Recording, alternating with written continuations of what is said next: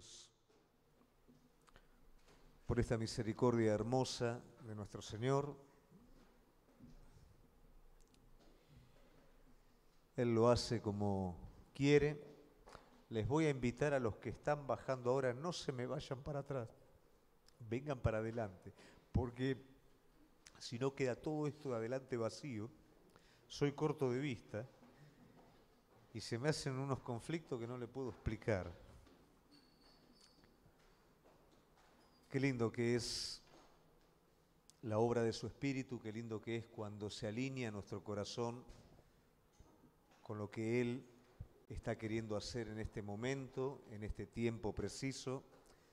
Y ahí es donde nos damos cuenta que Él es el que todo lo llena en todo y que a Él lo necesitamos.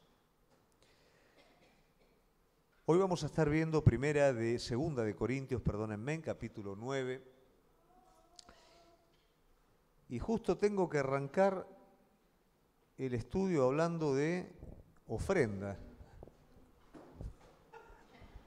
No es precisamente lo que me gusta hablar, ¿no?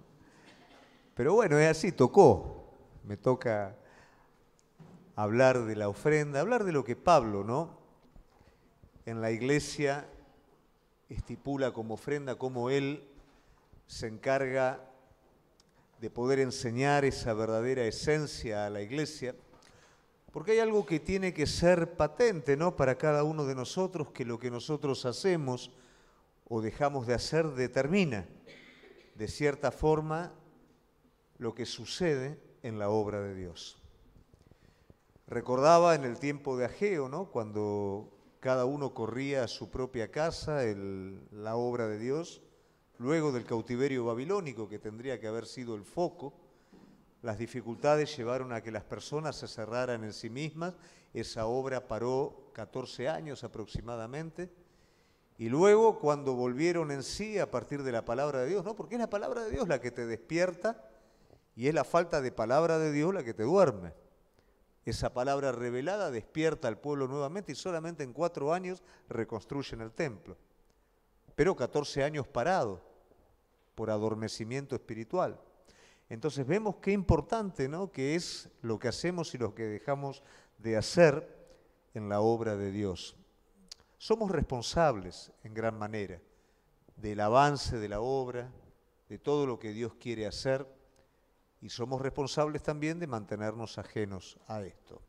Y Pablo, conociendo un poquito el carácter de los corintios, les habla para que ellos no se mantuvieran de alguna manera ajenos a una necesidad imperante que había, que era la del apoyo económico. Pablo en esto era como que tenía experiencia. Pablo sabía lo que era recibir apoyo de los hermanos, como también sabía lo que era que los hermanos por ahí lo dejaran en banda, sin apoyo. Pablo sabía lo que era cuando reconocían la labor que él hacía, pero también Pablo en muchas ocasiones tenía que estar trabajando con sus manos para no ser de tropiezo a otros y porque no lo apoyaban en la obra. Había una necesidad imperante. Este hombre de Dios, del cual estudiamos, quien está en la palabra de Dios, tenía que tener la libertad para poder llevar a cabo esta obra. Pero muchas veces, por lo que la iglesia hacía o dejaba de hacer, de alguna manera esto se detenía. Tengo un amigo en África que tenemos muchísima afinidad espiritual. Y la iglesia de mi amigo es una iglesia grande, es una iglesia 300, 400 personas. Y él de alguna manera adolece de la falta de compromiso en este área, que es en el área de la ofrenda. Él no vive directamente de la iglesia, él tiene un emprendimiento, él es profesional, es constructor, tiene un emprendimiento también, ¿no es cierto?, porque lo necesita para poder sostenerse. Y es una de las pocas personas que conozco con semejante corazón pastoral. Es una persona que puede estar ocupada, que de hecho lo está, por tanto trabajo que tiene. Sin embargo, él va en el auto y ve a un anciano caminando y él lo sube al auto y lo lleva a la casa. Desde el más pequeño hasta el más grande es visitado por el pastor y muchas veces el pueblo no lo reconoce y hasta su salud. En muchos muchas veces fue quebrantada, ¿no?, por este mismo motivo.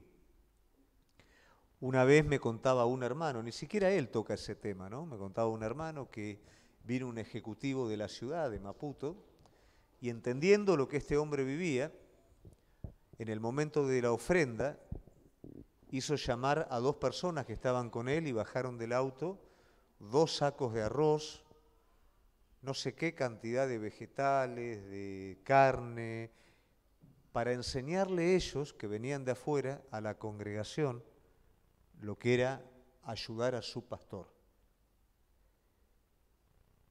Si un pastor como él se quebranta en su salud, la obra se detiene, la obra se debilita. Y Pablo lo sabía esto. Entonces para él era necesario que los corintios también lo supieran. Yo prediqué en esa iglesia y le empecé a preguntar a los hermanos, le digo, ¿cuántos les gustaría, cuántas horas les gustaría que su pastor ore? Y empezaron a tirar, ¿no? Y mínimo 3 horas tiene que orar el pastor.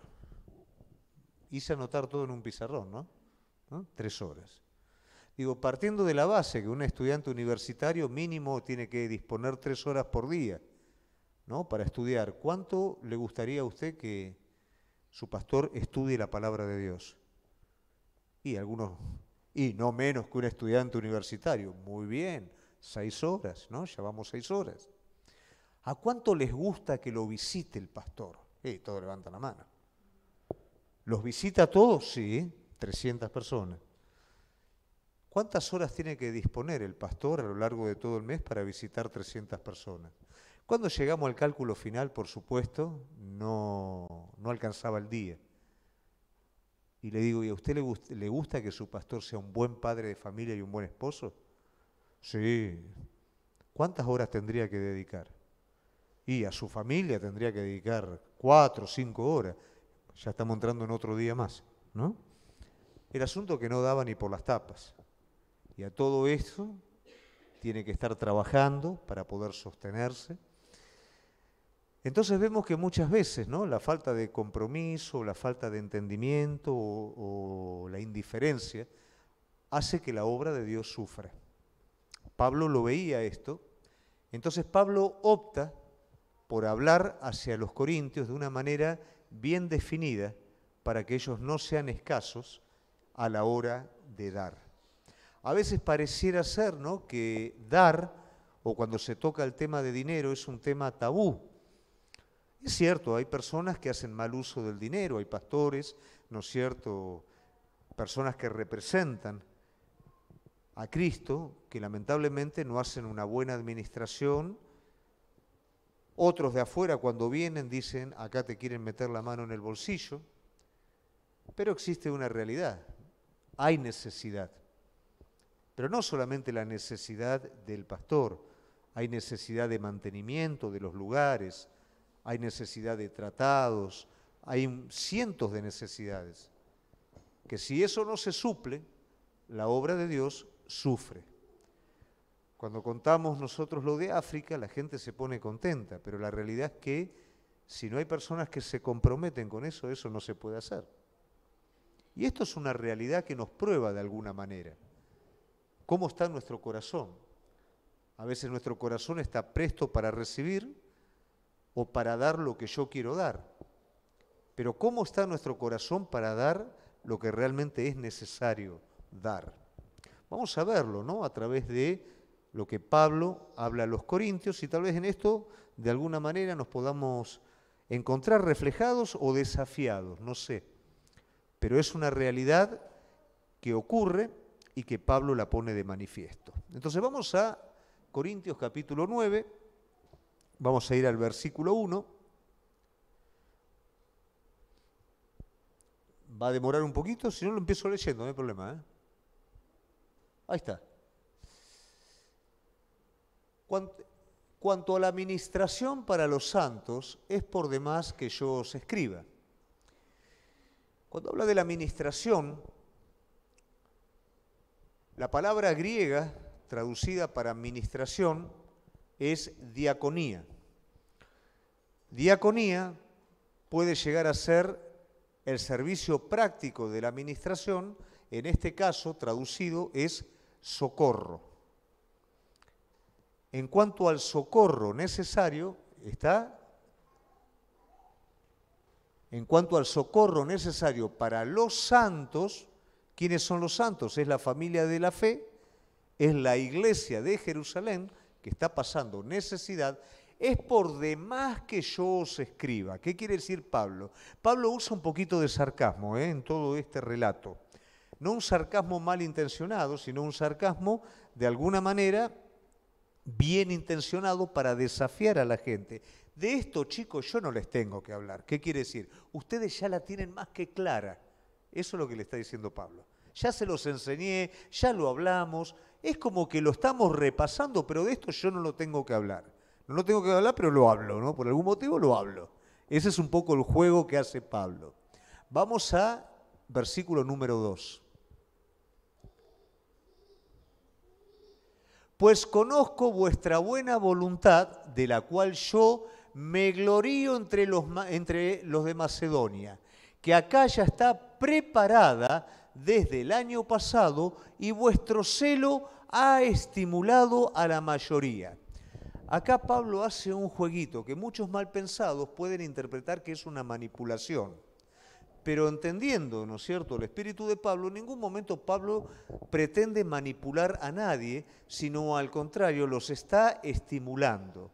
Él está diciendo, conozco vuestra buena voluntad. ¿Qué quiere decir? Vuestra disposición a la hora de dar, a la hora de ofrendar. No es un asunto de emoción, no es un asunto de sentimiento, es un asunto de buena voluntad. Los corintios tienen buena voluntad de dar. Y él está diciendo, yo esto lo conozco. Y yo me glorío en Macedonia de esto. ¿Qué quiere decir? Cada vez que me encuentro con los de Macedonia, yo les digo, no saben la buena voluntad que tienen los corintios para ofrendar. Eso le está diciendo Pablo. Imagínate, los corintios se agrandan, ¿no? Cuando dice, qué bueno, ¿no? Cada vez que hablo de ustedes, yo les cuento a todo el mundo la voluntad que ustedes tienen para ofrendar. Que acá ya está preparada desde el año pasado y vuestro celo ha estimulado a la mayoría. ¿Cuáles son las dos actitudes que está teniendo Corinto, ¿no? Está teniendo la buena voluntad y está teniendo el celo. El celo, ¿qué quiere decir? El compromiso. Estamos hablando de actos puramente de la voluntad. Entiendo quién es el Señor. Entiendo la necesidad de la obra. Tengo buena voluntad y tengo un compromiso respecto con lo que me he dispuesto a dar a Dios. Y Pablo dice, de todo eso, yo me glorío delante de los de Macedonia. No saben los corintios el celo que tienen, la buena voluntad que tienen. Y por supuesto los corintios se agrandaban, ¿no? 9:3. Pero he enviado a los hermanos para que nuestro gloriarnos de vosotros no sea vano en esta parte, para que, como lo he dicho, estéis preparados, ¿no? Seguimos con este juego que está haciendo Pablo. Pablo le dice, ustedes son unos genios, ustedes están allá arriba, y cada vez que yo hablo de ustedes, estoy feliz. Pero, viste cómo son las cosas, ¿no es cierto? Entonces, voy a mandar a algunos hermanos, ¿no? Ya que nos estamos gloriando, para que ustedes se vayan preparando, ¿no? Todo lo que ustedes determinaron hacer está buenísimo. Entonces, váyanse preparando para que cuando llegue ese momento, todo lo que ustedes juntaron yo me lo pueda estar trayendo o llevando para Jerusalén. Pero vamos a ir haciendo las cosas con anticipación. ¿Por qué? Porque si llegaba de repente no había nada, ¿no? Eso es lo que pasa. Entonces, eso es lo que le está diciendo el apóstol Pablo. Acá, en Primera de Corintios 16, 1 al 4, hace un poquito de énfasis en cuanto a esta preparación. Dice, en cuanto a la ofrenda, 1 al 4, empezamos con el 1, en cuanto a la ofrenda para los santos, haced vosotros también de la manera que ordené en la iglesia de Galacia. 2. Cada primer día de la semana, cada uno de vosotros ponga aparte algo según haya prosperado, guardándolo para que cuando yo llegue no se recoja entonces las ofrendas. Y cuando haya llegado, a quienes hubiereis designado por carta, a estos enviaré para que lleven vuestros donativos a Jerusalén. Y si fuere propio que yo también vaya, irán conmigo. Entonces, toda una preparación previa para esto. ¿Por qué razón? Porque si Pablo llegaba de repente, uy, no traje, me dejé la billetera, no, bueno, lo arreglamos ahí más o menos un poquito. No. Si vamos a estar ayudando, ayudemos bien. Se los digo con anticipación.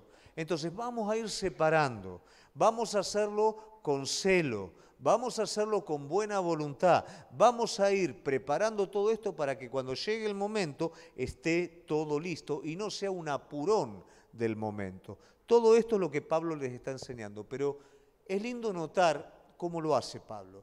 Pablo no los está tratando de tacaños, Pablo no los está tratando de irresponsables. Pablo está reconociendo la buena voluntad de cada uno de ellos. Pablo está reconociendo, ¿no?, que esa buena voluntad es testimonio para otros.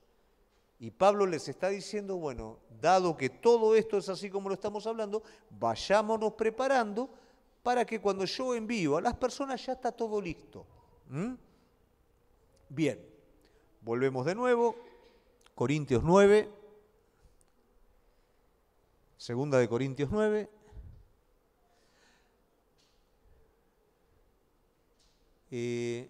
Macedonios. No sea que si vinieren conmigo algunos macedonios, ¿se acuerdan qué le dijo Pablo? Yo le dije a los macedonios que ustedes son unos crack, que ustedes con el asunto de la ofrenda no hay quien esté cerca de ustedes. Ahora, muchachos, no vaya a ser que alguno de los, o sea, que yo vinieren conmigo, algunos de los macedonios, los enganchen desprevenidos, nos avergoncemos nosotros, por no decir vosotros.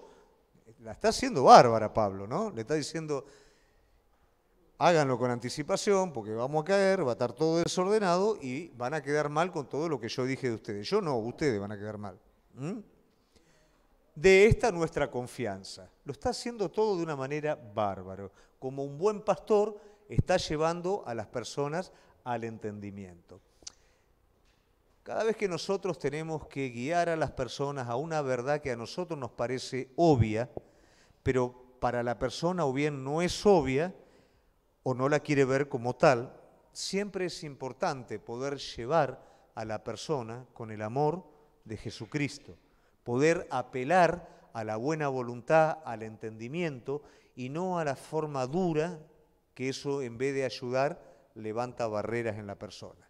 Lo que Pablo está haciendo en medio de todo esto está apelando de la forma correcta a la buena voluntad a través del amor de Cristo. De esa manera nosotros enseñamos la verdad.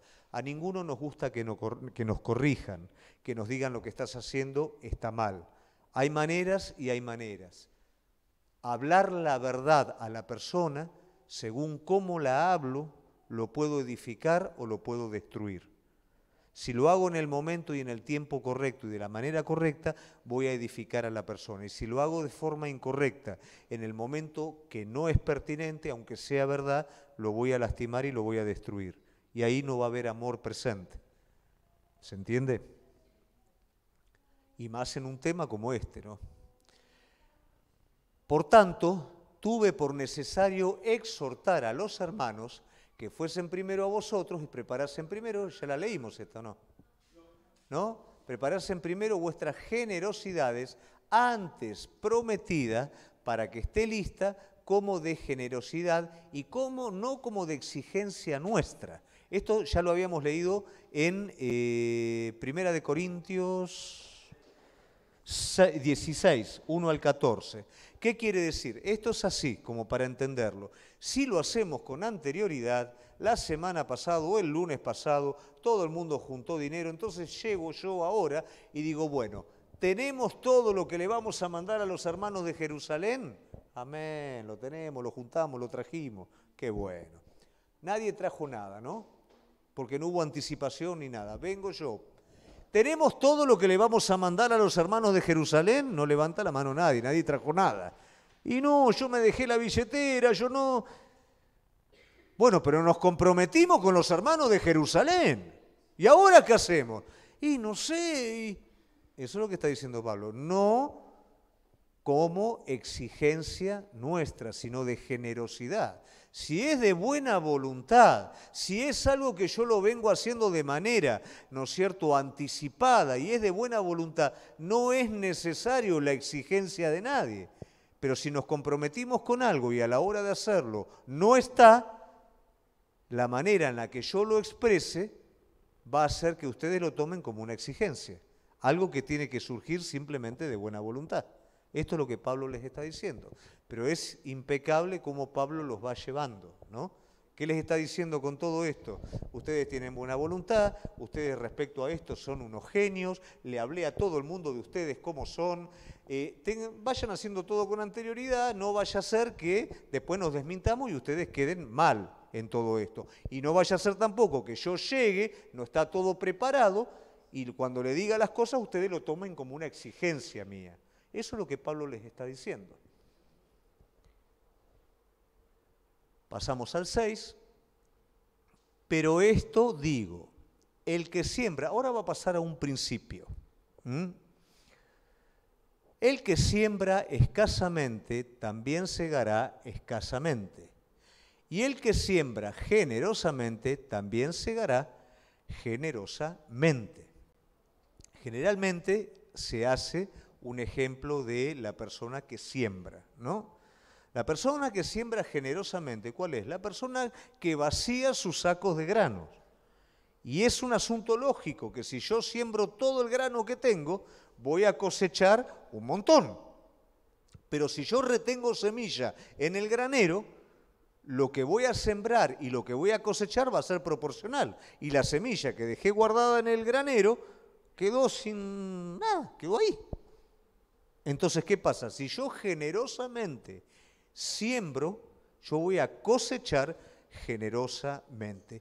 El dinero es un recurso más de tantos recursos que tenemos como cristianos. No hablamos simplemente de dinero.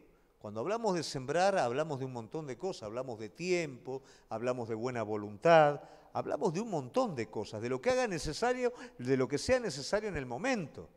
Si en el momento yo estoy hablando con la persona, pero estoy siendo generoso con tiempo. Bueno, pero si la persona se está muriendo de hambre, sé generoso con tiempo y sé generoso también con recursos. Entonces, con eso tiene que ver. A veces, ¿por qué razón saltamos tanto con el asunto del dinero? Porque el asunto del dinero, el dinero está ocupando un lugar que no es el lugar que corresponde. Cuidado, fuimos llamados a ser administradores correctos del dinero, pero cuando el dinero ocupa el lugar equivocado en nuestro corazón, cada vez que se toca ese tema, uno salta, ¿no es cierto? La realidad es que si nosotros reconocemos a Dios en medio de todo esto, vamos a ser buenos administradores. Y buenos administradores es darle a Dios también lo que corresponde, ¿no? ¿Por qué? Porque es un asunto de corazón.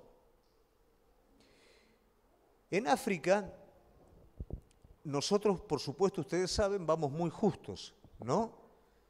Todo el dinero que entra es para la obra, es para allá. Y a veces por ahí entra un poquitito, ¿no?, de personas conocidas, amigas, que digan, bueno, esto es para ustedes. Realmente cuando llegamos allá hubo mucha gente que nos bendijo. Nos bendijo una persona prestándonos una casa que alquilaba. Nos bendijo este pastor amigo mío, dividiéndose en 24.000, poniendo su auto para que se haga todo el trabajo. Y ninguno me dijo absolutamente nada. Te cobro tanto. Esto es para Dios y esto es para Dios. Y nosotros teníamos un poquito de lo que habíamos recibido. ¿Qué fue lo que hicimos? A la persona que nos prestó la casa le dimos una ofrenda. Y al pastor que puso el auto y que estuvo todo el tiempo no nos quedamos simplemente con que le pagamos su trabajo, porque él es profesional también en lo que hace, sino que aparte de todo lo que hizo, lo que él no cobró, que fue su auto, un montón de cosas, le dimos también una ofrenda a él. A eso es a lo que tiene que ver con sembrar generosamente. Si no lo hacíamos, nos prestaron, teníamos justificativo para hacerlo. Pero ¿acaso cuando alguien espiritualmente está sembrando en tu vida, cuando alguien te está permitiendo, ¿no es cierto?, estar en un lugar en el extranjero, que vos no tenés que pagarte, que te lo están prestando, que estás seguro en ese lugar, que una persona está ayudándote a vos a hacer lo que Dios te mandó a hacer, ¿es para retener? ¿O es para dar? ¿O es para sembrar? Ahora, fíjate cómo vuelve después todo eso. La persona ni siquiera se dio cuenta que le estábamos dando una ofrenda. Pensaba que le habíamos puesto una cita bíblica, la de la casa, y la ofrenda estaba metida en el sobrecito. Sin saber que era una ofrenda, nos dice, cada vez que la casa esté desocupada y ustedes vengan para acá, este es el lugar de ustedes. O sea que antes que la persona supiera que la ofrenda iba, tenés abierto ese lugar. En el caso del pastor, cuando le dimos la ofrenda y le dijimos, Dios reconoce el trabajo que usted está haciendo, no le damos esto para la iglesia, se lo estamos dando pura y exclusivamente a usted para que haga usted con esto lo que usted quiera. Volvemos de nuevo, nosotros no tenemos, pero eso que teníamos lo dimos. El pastor se largó a llorar. Dice que el que siembra, ¿no es cierto?, abundantemente, cosecha abundantemente. La actitud de la gente de la casa y las lágrimas del pastor, no hay dinero que lo puedan pagar. ¿Cómo eso llenó nuestra vida? No hay nada que lo pueda estar pagando. Cuidado con los engañadores que te están diciendo, poné 10 y Dios te devuelve 100. Porque no siempre te va a devolver por dinero, te va a devolver por plenitud espiritual, te va a devolver por riquezas interiores, te va a devolver por bienestar en tus hijos, conversión en tus hijos, por un montón de cosas al 100 por 1. No es un asunto de intercambiar dinero. Y a veces te va a bendecir también con dinero. Pero todo eso tiene que ver con el dar.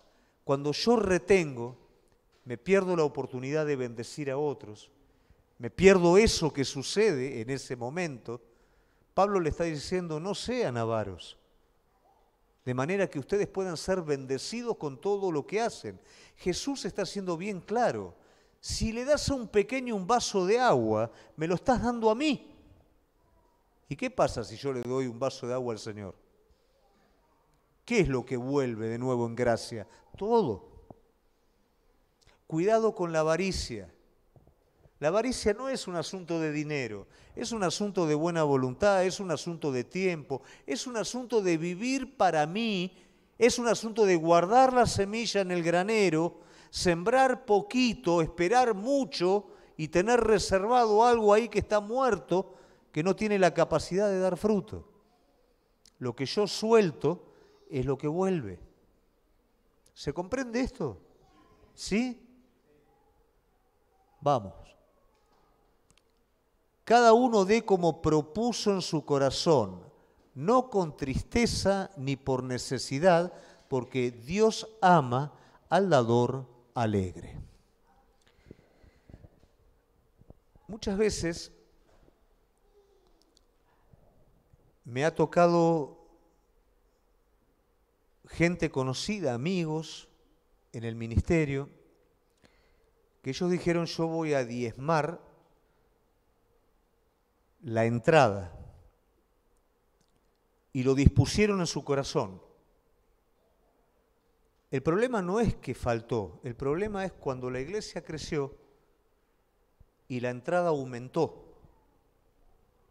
Che, pero ¿no será mucho ahora diezmar esto? ¿Cuál es la diferencia entre lo poco, cuando había poquito, y cuando había mucho? si yo realmente lo dispuse en el corazón. Muchas veces hay una gran distancia, ¿no?, que ambas nos llevan a la corrupción, la necesidad y la abundancia. La necesidad nos lleva a la corrupción cuando no tenemos. Nos hace pretender tomar atajos que nos hagan salir de la situación. Y la abundancia también nos llevan a la corrupción, ¿no es cierto?, para sostener nuestros placeres, para sostener lo nuestro. Porque no es un asunto de las cosas, es un asunto de la debilidad del hombre. Es un asunto de cada uno de nosotros. Entonces, ¿qué pasa? Cuando yo dispongo en el corazón, tengo que ser fiel a lo que dispongo. No tengo que después justificarlo. Tengo que ser fiel a lo que dispongo. Daniel dispuso en su corazón ¿qué? No contaminarse. Pero resulta que ahora vienen de la corte y le están diciendo, si vos no comés lo del rey, fuiste. ¿Qué hago ahora? Si yo dispuse en el corazón. Hago todo un camino que me permite ser fiel a lo que dispuse en el corazón. ¿Correcto? Entonces, después dice, no con tristeza. ¿Qué quiere decir? Si esta persona que le entraban 5, diezmaba 50, diezmaba 5 y estaba contento en ese momento, pero ahora le entran 5.000, va a diezmar 500 y por diezmar 500 está triste, no está bueno. Hay algo que está funcionando mal. Porque ¿qué es la tristeza? ¿De dónde viene la tristeza? ¿Es porque me falta o es porque quiero tener más? Entonces tiene que ver con mi buena voluntad y mi fidelidad a Dios. ¿Se entiende esto? ¿Estamos de acuerdo? ¿No hay ninguno triste? Como está escrito, dice, repartió, dio a los pobres, su justicia permanece para siempre. Vamos al 10. Segunda de Corintios 9:10. Y al que da semilla al que siembra y pan al que come, proveerá y multiplicará vuestra sementera y aumentará los frutos de vuestra justicia. Y está dando todo abarcativo cuál es la vuelta, cuál es la devolución. Porque finalmente ese dar tiene que ver con Dios. O sea, no hay cosas, ¿no?, que a media. O sea, no es que sí, yo a Dios le doy todo mi tiempo, pero no mi dinero. O yo a Dios le doy mi dinero, pero no tengo tiempo para hacer... O sea, cuando yo me dispongo a poder devolver todo lo que el Señor me da, ¿no es cierto?, es una actitud. Y esa actitud repercute en todas las cosas, aún en los frutos de justicia. Retener y dar no es un asunto de dinero, es un asunto también de justicia, es fruto de justicia. Cuando vuelvo a repetir, retengo mi tiempo, retengo mi buena voluntad o la doy. Lo que doy se multiplica, lo que retengo se estanca. Es una ley espiritual, no solamente en el dinero, sino en todos los aspectos de mi vida. Dios te habla, te dirige algo y vos lo retenés, ¿qué pasa con eso? Se pierde. Vos lo liberás, eso se desarrolla, eso crece. Para que estéis enriquecidos, ¿en qué?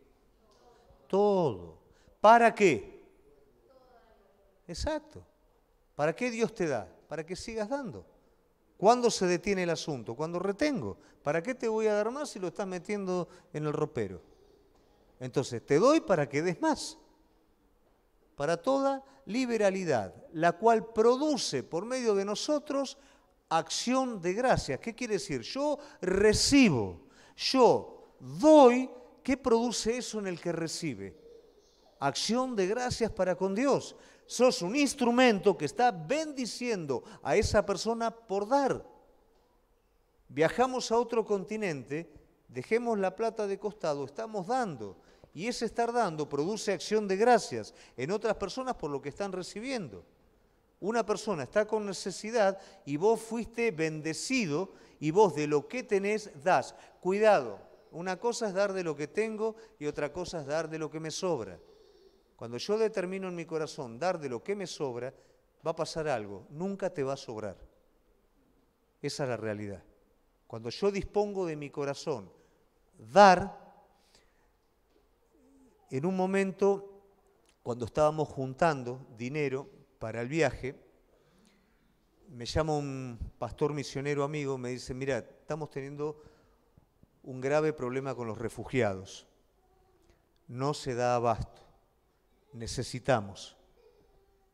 Si conoces gente que pueda estar aportando, me dice, te lo voy a agradecer. Nosotros vivimos al día. No me sobraba nada, pero sí me habían donado y aportado para la obra de África. Entonces a esa persona que me donó y aportó para la obra de África, la llamé por teléfono y le dije, mirá, está pasando esta necesidad en Ciudad del Cabo. ¿Me permitís retirar de lo que me diste esto para ese lugar? Por supuesto, ningún problema. ¿Me sobraba? No. ¿Lo tenía para mí? Tampoco. Lo teníamos para otro lugar. De ahí salió para bendecir. ¿Cómo vuelve eso después? En puertas abiertas en África, en un montón de cosas. Cuando realmente voy a dar lo que me sobra, nunca voy a dar nada. Cuando Cristo vino a este mundo, no es que Dios dio lo que sobraba, dio lo mejor para cada uno de nosotros. Cuando nosotros nos acostumbramos en las cosas a dar el tiempo que me sobra, la monedita que me sobra, nunca voy a dar nada. Cuando realmente doy porque me propuse en el corazón.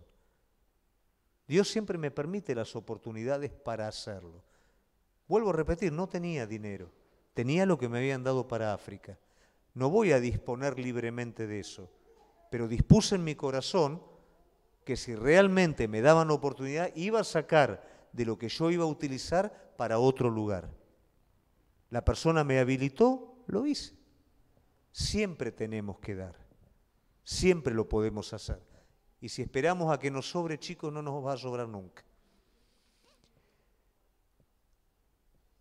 Porque la administración de este servicio no solamente suple lo que a los santos falta, eso es lo primero. Cuando yo doy, ¿qué pasa?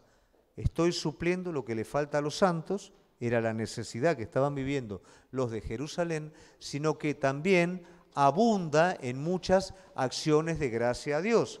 O sea que lo que vos estás haciendo está supliendo la necesidad y eso repercute en ¿qué? En gloria a Dios desde esa persona. Lo que vos hiciste, esa persona glorifica. Gracias, Gustavo. Digo, no me agradezcas nada a mí. O sea, la persona que donó para África me dijo, disponé de acá también para allá. Listo. Gloria a Dios. Dios es exaltado en todo esto. Ese es el propósito de Dios. De toda liberalidad sale esto. Si nosotros somos avaros, iglesia, la iglesia no avanza, pero no me refiero en plata, vuelvo a repetir, en todas las cosas. Así como Dios te dice, yo te bendigo en todas las cosas, si nosotros somos avaros en tiempo, somos avaros en dinero, somos avaros en prestar atención a otros, somos avaros en amor, somos avaros en servicio, la iglesia de Dios sufre. Cuando damos de lo que tenemos, no solamente eso vuelve sobre nuestras vidas, glorificamos a Dios, la iglesia crece, repercute directamente en la obra de Dios. 9:13. Pues por la experiencia de esta administración, glorifican a Dios por la obediencia que profesáis al Evangelio. Entonces ahora, este ministerio de dar, lo vemos ¿en dónde? En el Evangelio. Es parte del Evangelio. No es una cosa aparte. ¿Se entiende? Y por la liberalidad de vuestra contribución para ellos y para todos, el 14, asimismo en la oración de ellos por vosotros, a quienes aman a causa de la superabundante gracia de Dios en vosotros. ¿Qué quiere decir? Ayudaste a esas personas, cumpliendo así la ley del Evangelio, la devolución de esas personas que están orando por vos, glorificando a Dios y orando por tu vida. ¿Por qué? Porque de gracia recibiste por medio del Evangelio, de gracia das por medio de lo económico en este caso. Eso fue de tanta bendición para las personas que no solamente glorifican a Dios por tu buena voluntad, sino que están orando por vos también. Gracias a Dios por su don inefable. ¿Quién es el don inefable de Dios? Cristo. Él dio lo mejor. No dio un ángel, no dio lo secundario en su vida, se hizo hombre, puso su esencia en el cuerpo de Jesucristo, se hizo obediente hasta la muerte, muerte de cruz, caminando por cada una de nuestras tentaciones, de cada una de las cosas por las que a nosotros nos toca vivir y siendo fiel hasta la muerte para liberar la vida de cada uno de nosotros, para que ya no vivamos más para nosotros, sino para aquel que murió y resucitó. Ese es el don inefable del Señor, Cristo en nuestras vidas. Ahora, cuando viene esta comparación a simplemente lo que es nada, lo que es ofrendar para el que lo necesita, no tenemos ni para empezar. Todo lo que recibimos de parte de Cristo lo recibimos de gracia.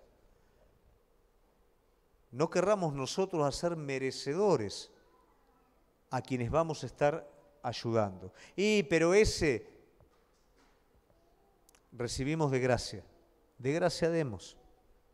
Recibimos sin merecerlo, de gracia demos también.